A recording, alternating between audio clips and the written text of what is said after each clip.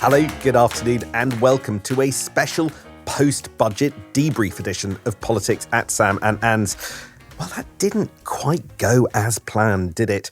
But Chancellor Rachel Reeves has got through the day with the two key audiences that we told you about this morning, which are Labour MPs and the markets, actually pretty happy. My name is Sam Coates of Sky News. And I'm Anne McElvoy from Politico. Who would have thought there would be someone besides Rachel Reeves having a dreadful day in SW1? Shortly after 11:45, a full 45 minutes before the budget was set to start, someone uploaded the entire thing early at the OBR. And this happened live on TV. Listen to Ed Conway as it unfolded. It looks like the Office of Budget Responsibility has accidentally published this document with the core set of forecasts for this budget. This is totally extraordinary. I can't remember another time when the full details of the budget have been leaked in entirety by an official organisation, inadvertently it looks like, before the budget itself. Well, that was a market-moving moment. The cost of government gilts first went down, then it went up, then back down again. So broadly happier at the end. But it did have an impact. It had an impact also on the mood, I think, in the chamber. And that OBR blunder offered Rachel Reeves, in some ways, a chance to do what she does quite well, which is look and sound cross about things beyond the government's own shortcomings. She said it was deeply disappointing and a serious error. She really let her ire show, Sam. I mean, thank goodness nothing ever goes wrong in leaking against leaders or muddled pre-budget messaging in number 11. Look, listeners will know that the order of the documents and the order that they're released in, and whether it's a speech or a document or whatever, doesn't change the underlying analysis of this massive budget that Rachel Reeves has delivered today. But still, actually, the fact that it didn't go as she wanted made the job of selling the budget harder, just a little bit harder.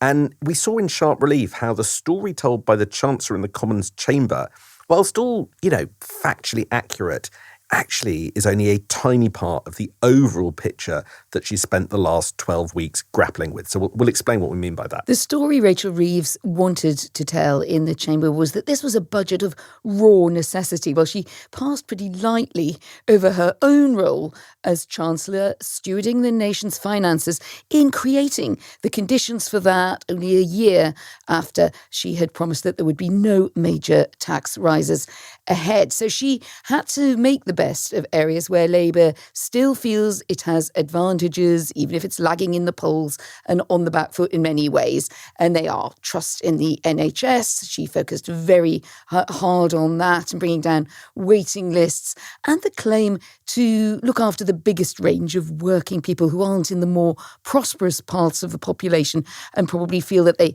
can't take many risks in terms of their political leanings. I think she was leaning into that. Let's have a listen. That is what this government and our Prime Minister are all about. Today's budget builds on the choices that we have made since July last year.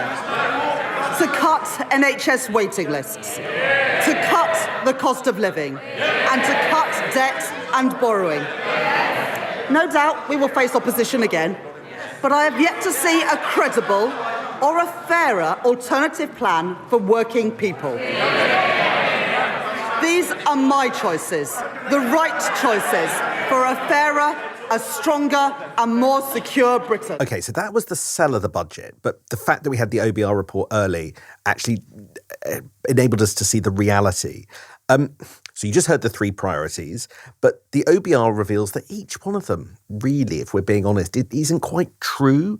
So the OBR document reveals that living standards will actually now rise at a slower rate for most of the Parliament. So cost of living, yes, a priority, but contradicted by that, and well below the 1% a year of the last decade. So cost of living not going well. She talked about the NHS and appeared at a hospital later, but there was no major bung for the NHS today. And, there was talk of borrowing reducing. The amount of debt that this government needs is actually going up. And the sheer levels of uncertainty that the OBR highlight all over the kind of various tax and spending assumptions mean that the true path of what's going to happen is very, very uncertain. And furthermore, remember the argument that has raged for most of the autumn, that a big productivity downgrade, the OBR thought that the economy over the long term was going to be less productive because of Brexit and austerity and coronavirus. Well, that turned out to be such a small part of this budget because higher wage growth and higher tax receipts basically offset that. That only accounted for 6% of the overall black hole. So the story she was telling wasn't quite the story in the numbers. All budgets are partial, aren't they, Sam, when it comes to the use and abuse of figures, statistics, graphs and charts.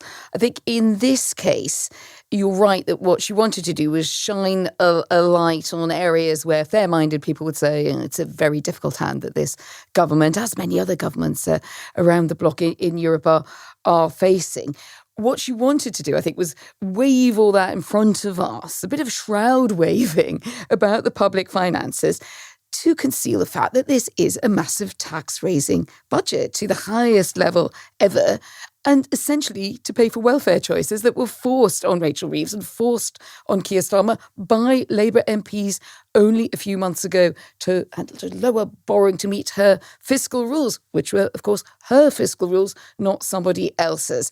And so she had to then really zone in on areas where she could offer some form of relief, as a result of which I felt like we were being given something to colour in. It was going around the edge of a picture. The middle of the picture was basically staring us in the face. This is a major, historic tax-raising budget, and that's what she's going to contend with in the weeks and days ahead. That's right.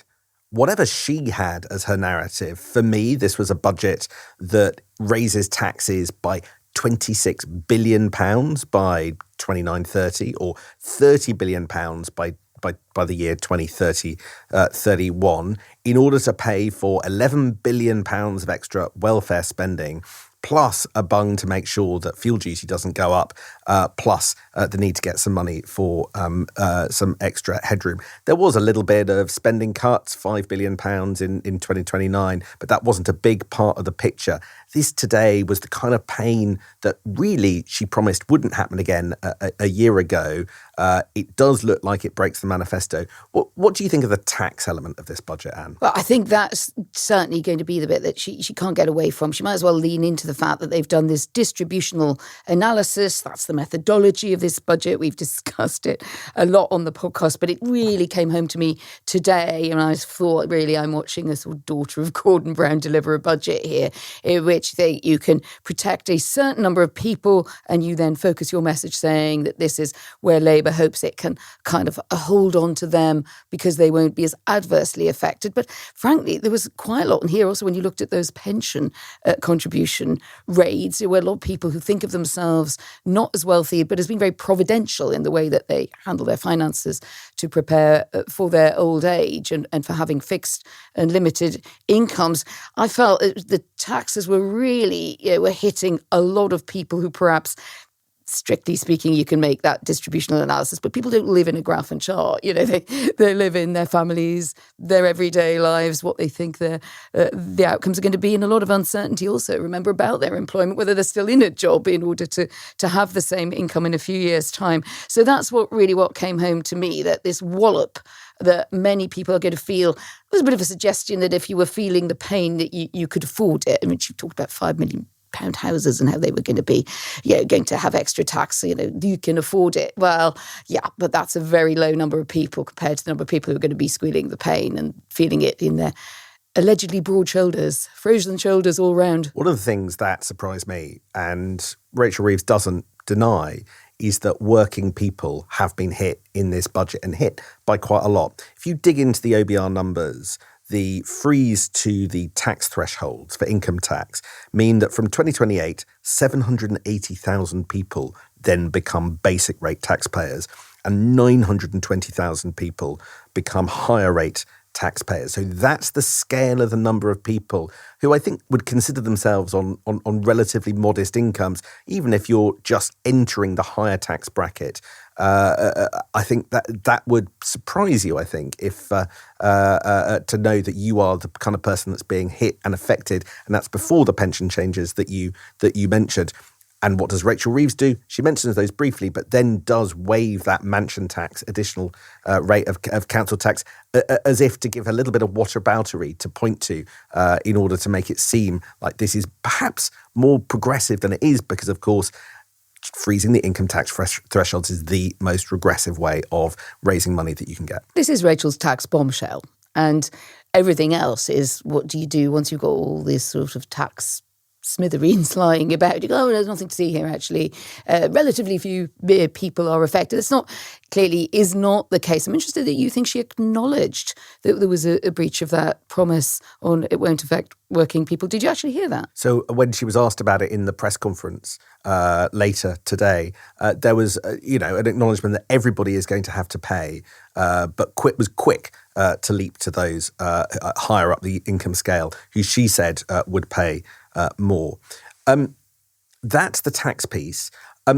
Let's just look at one of the audiences that I think are going to be quite happy after today. So Rachel Reeves has made a call that has pleased the markets. And we know that's pleased the markets because the cost of 10-year borrowing is now lower than it was this morning. That will be a massive win in the Treasury. And the reason that has happened is because she has lowered the amount of money that she needs to borrow in order to have a bigger amount of headroom before she hits her fiscal rules. This is headroom. This is the buffer that we have talked about for many, many months.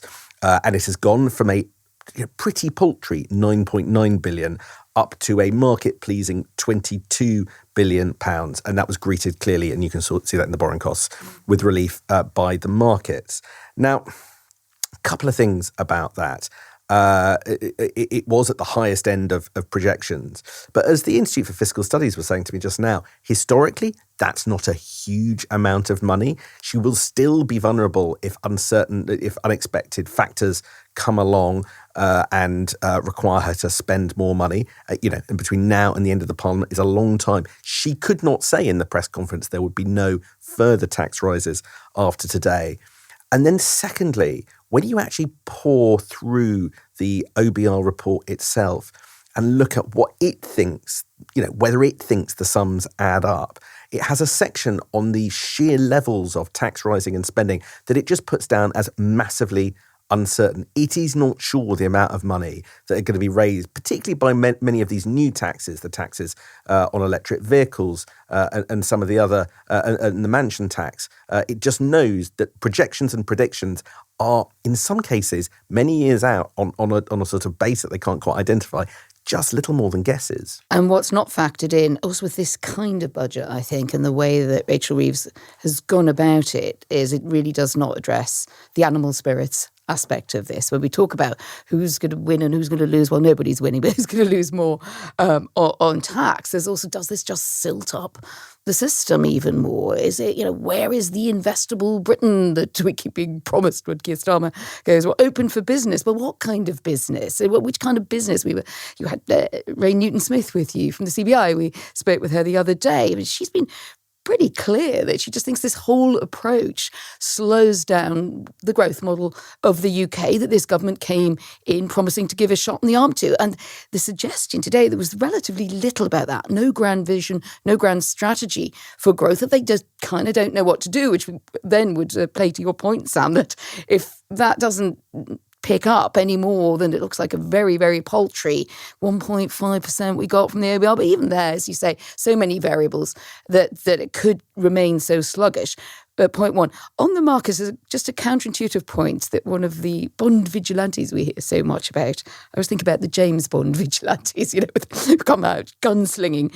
But they are, whether we like it or not, they do hold immense power when it comes to the cost of borrowing. And one of them said to me, the thing is about markets, people don't understand raw capitalism, but they don't mind income taxes or taxes income one way or the other on pensions because they're reliable and the money comes in.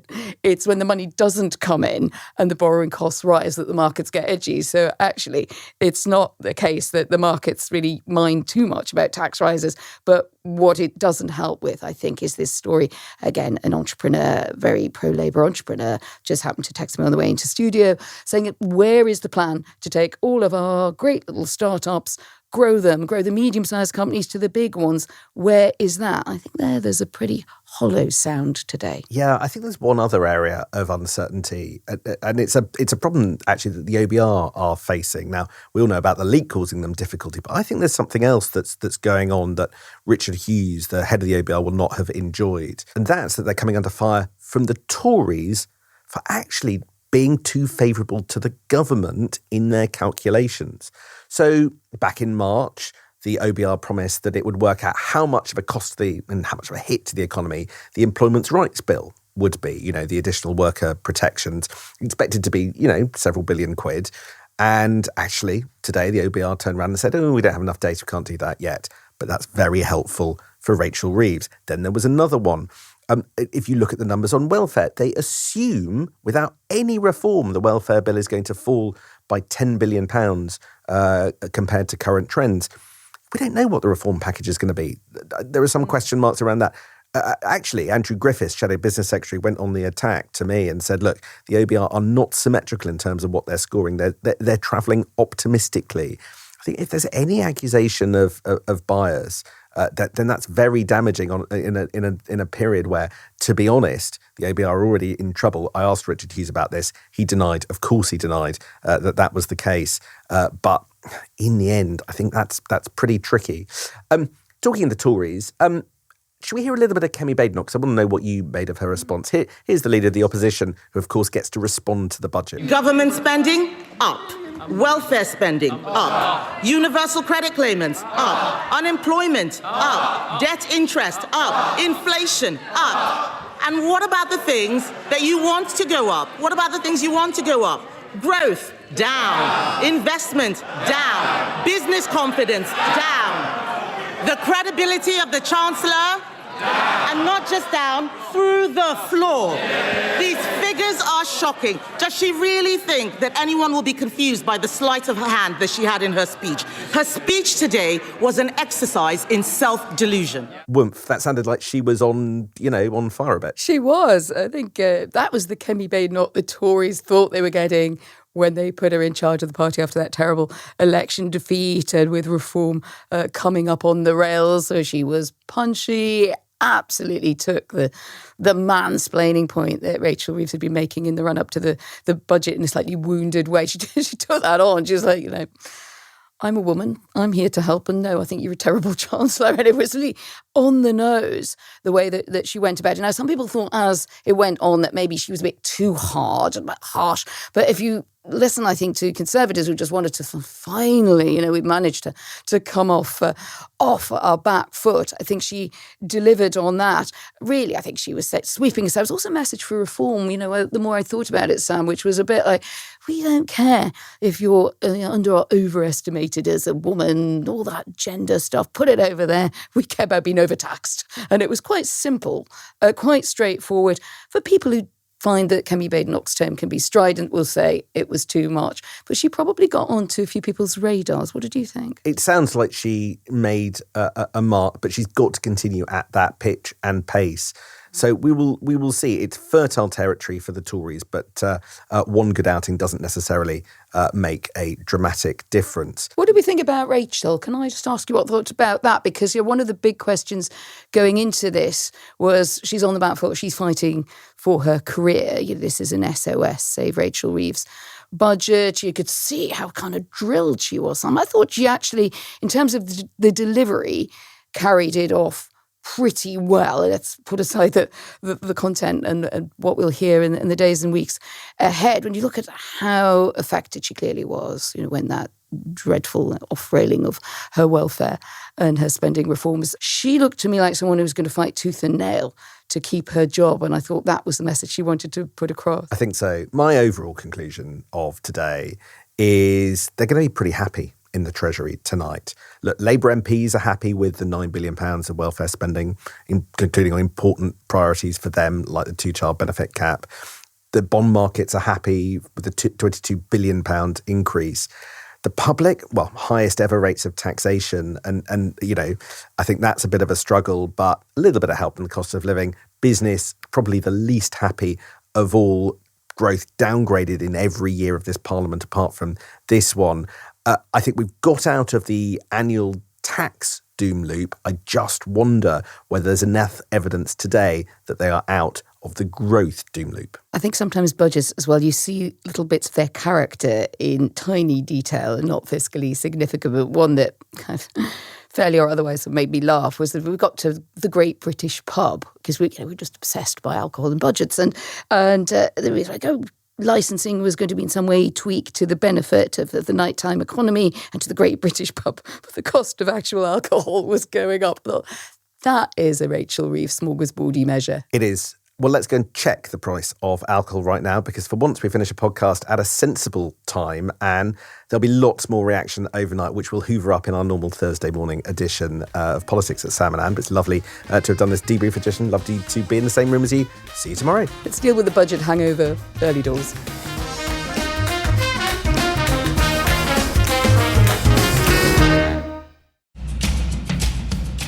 Hey, it's Sophie and Will from Sky News. Too many headlines, too little time? We get it, and that's why we're bringing you Cheat Sheet. 10 minutes every weekday morning. All the big stories from politics to pop culture, minus the noise. No doom scrolling, no spin, just the stories that matter from two people who live and breathe the news. Cheat Sheet with Ridge and Frost from Sky News. Follow Cheat Sheet wherever you get your podcasts.